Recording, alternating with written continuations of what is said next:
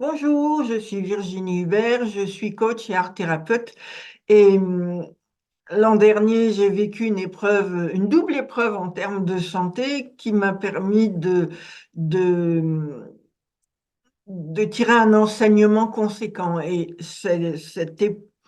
l'enseignement de ces deux épreuves, j'ai vraiment à cœur de les partager parce que ça pourrait aider d'autres personnes. Donc, l'an dernier, je me suis fracturé la cheville, c'était fin mars 2023, en loupant la dernière marche de l'escalier qui descendait à mon bureau. Et donc, ça a été une épreuve, bien évidemment. Voilà, donc j'ai été opérée et plâtrée pendant 45 jours. Donc, moi qui suis une hyperactive, ça m'a fondamentalement obligée à m'arrêter très brutalement. Et mes déplacements étaient rendus très compliqués, forcément. J'ai donc été obligée de ralentir de façon extrêmement importante le rythme de mon activité. Le premier enseignement, ça a été une obligation à ralentir mon rythme de fonctionnement. Et donc, cette double fracture m'a permis de découvrir que j'avais un excès d'activité comparativement au temps que je passais à me recharger, si bien que j'ai passablement épuisé mon organisme. Donc cet accident a été un appel de la vie pour m'obliger à lever le pied, à ralentir, à organiser ma vie autrement et à commencer à prendre le temps de vivre. Voilà, j'avais une relation au temps qui était vraiment euh, pas juste. Voilà. Et le deuxième enseignement a été une invitation à ouvrir mon esprit pour trouver des solutions. Voilà. Alors, quand j'ai chuté, je me suis aussi déplacé le bassin et j'ai déplacé la colonne vertébrale, si bien que c'est devenu très difficile d'utiliser les béquilles parce que j'avais des douleurs terribles dans le pouce. Donc, voilà, ouais, c'était pas la fête quand même, faut le dire. Donc, ça a été quasiment impossible de me déplacer avec les béquilles. Dans le salon et la salle à manger, je circulais avec le fauteuil roulant, mais le fauteuil roulant, il est large et il ne rentrait pas ni dans la cuisine, ni dans la salle de bain, ni dans la chambre. Il a fallu me creuser la cervelle pour trouver le moyen de continuer à circuler malgré tout. Alors, j'aurais pu me replier sur moi, m'en prendre à la fatalité, pleurer sur ma misère. Voilà, c'est le truc facile, hein. D'un seul coup, on est tellement arrêté. Voilà, mais je suis une indépendante et donc j'ai cherché comment faire parce qu'étant seule toute la journée, voilà, mon mari ne pouvait pas m'apporter ce dont j'avais besoin et il ne pouvait pas me porter non plus, ça, c'était évident. Et il fallait bien que je trouve des solutions pour m'assumer au quotidien parce que lui, il travaillait encore.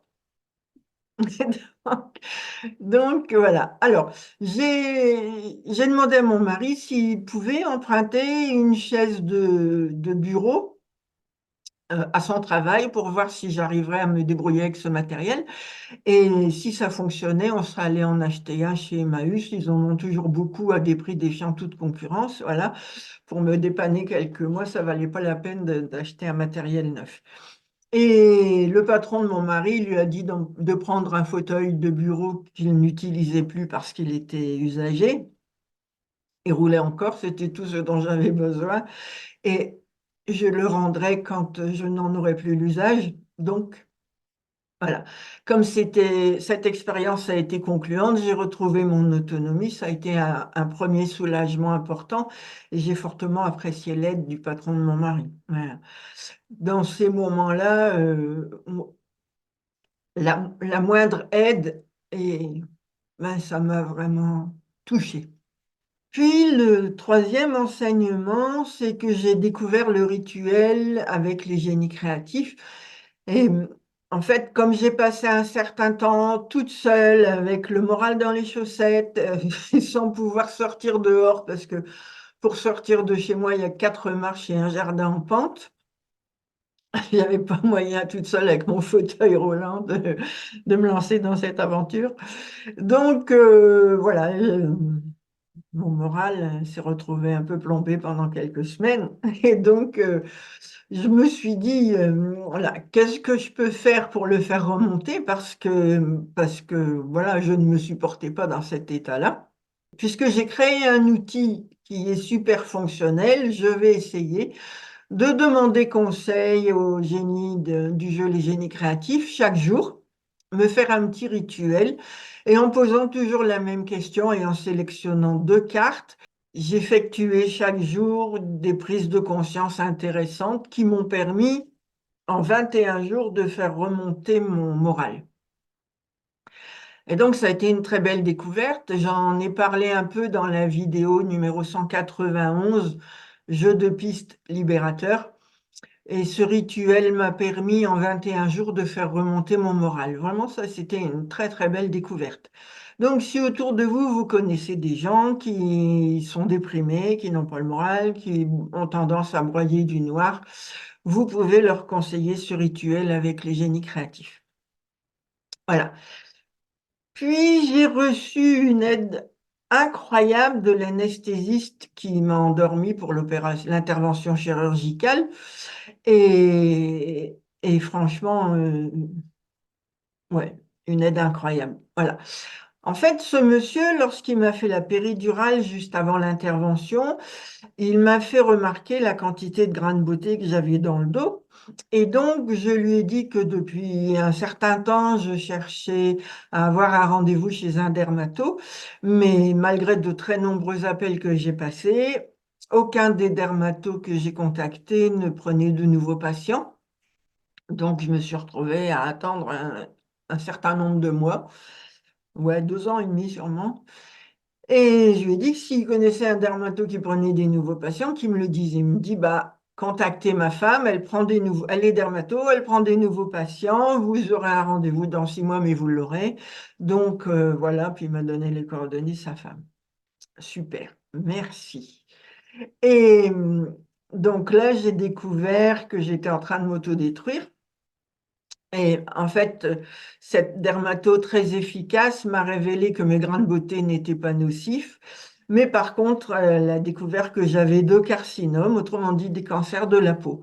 Euh, et elle m'a expédié en urgence chez la chirurgienne pour les faire retirer sans attendre. Il ne faut pas plaisanter avec ce genre de problème. Et donc, 8 jours après, j'avais un rendez-vous avec la chirurgienne qui m'a annoncé qu'elle allait devoir me retirer le bas du lobe de mon oreille. Et, j'avais bien vu que j'avais un bouton qui guérissait pas, mais de là à me retrouver amputée de ce morceau de mon anatomie, bon. Alors néanmoins, bon, sur le coup, j'étais un peu fortement refroidie quand même. J'ai quand même pris rendez-vous pour la chirurgie 8 jours après. Mais 3 jours plus tard, voilà, je me suis fait une sciatique carabinée, mais juste en restant assise, en travaillant à l'ordinateur, et j'avais le fessier comme du béton, plus moyen de marcher, plus moyen de me lever de ma chaise, plus moyen de me coucher, plus moyen de rien faire, avec une douleur, mais ahurissante, vraiment ahurissante. Tout ce qui est nerveux, c'est très... Je faisais des décharges, mais insupportables. Donc, j'ai aussitôt fait le lien avec l'annonce de l'intervention chirurgicale et notamment l'ablation du lobe de l'oreille.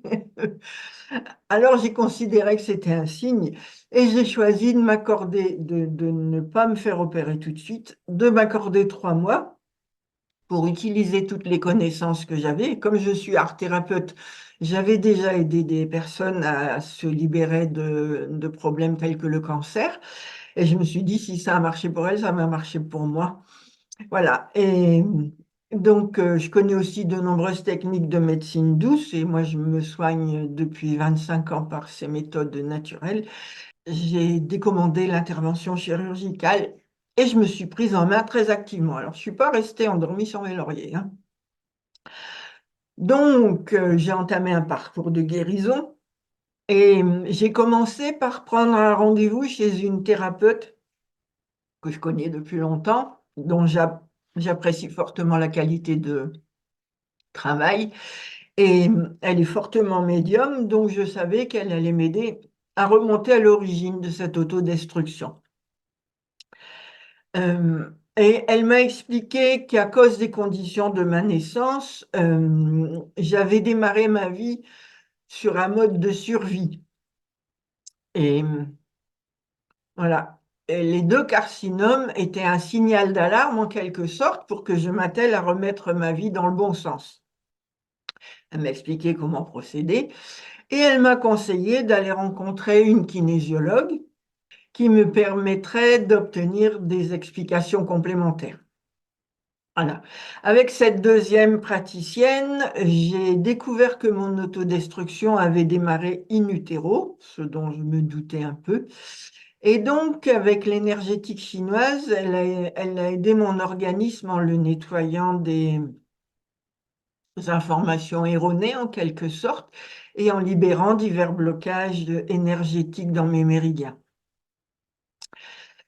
Alors, pour clore cette vidéo, je peux dire que ma double fracture de la cheville m'a sauvé la vie en me permettant de découvrir les deux carcinomes que j'avais. Et dans la prochaine vidéo, je vous expliquerai une clé majeure pour comprendre la perturbation de la santé que peuvent générer les émotions sombres qui durent dans le temps. Voilà.